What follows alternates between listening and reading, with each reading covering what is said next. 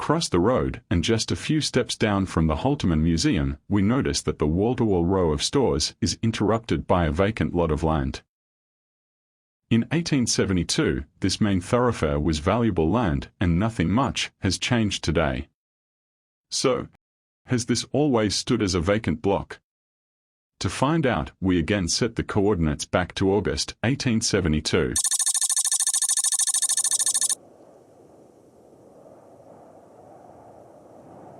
Stores are being built as numerous as ever. Old ones have been transformed into respectable-looking premises. The era of bark and poles has gone, having been replaced by sawn timber and iron. There are pie, oyster, and fruit vendors, a trio of irrepressible Bello, Cobb and Co coaches, and a genuine street coffee stand. Yes, you heard correctly. And as you can now see, there was actually an oyster saloon right in the middle of town, here at this very location. And furthermore, Mr. Williams's saloon was over 300 kilometers from the nearest coastline. It is believed that the oysters were packed into lead-lined cases and transported by railway from Sydney to Wallerawang, near Lithgow, and then by coach to the goldfields of Hill End and Gulgong.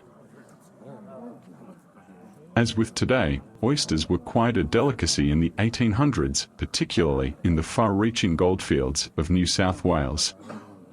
They were mostly unaffordable for the common miner, as reported in this article, dated Saturday the 11th of May, 1872.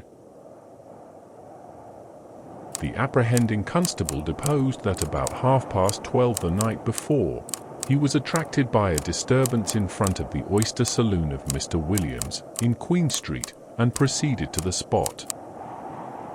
Mr. Williams requested the prisoner to pay for a plate of oysters he had been served with, and the prisoner replied that he had no money.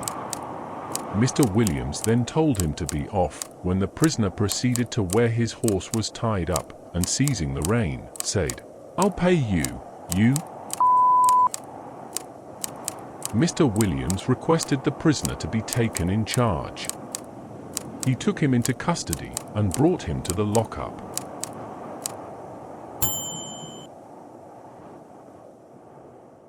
As you can see, the native cockatoos were plentiful and made for popular caged pets on the goldfields.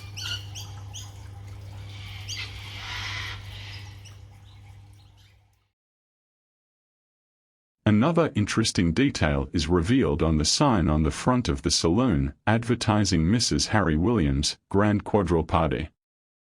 The party was held just across the street, at the Theatre Royal of the Turf Hotel, on Easter Monday night. Which brings us to number 3 in our journey back in time. Same place, different time,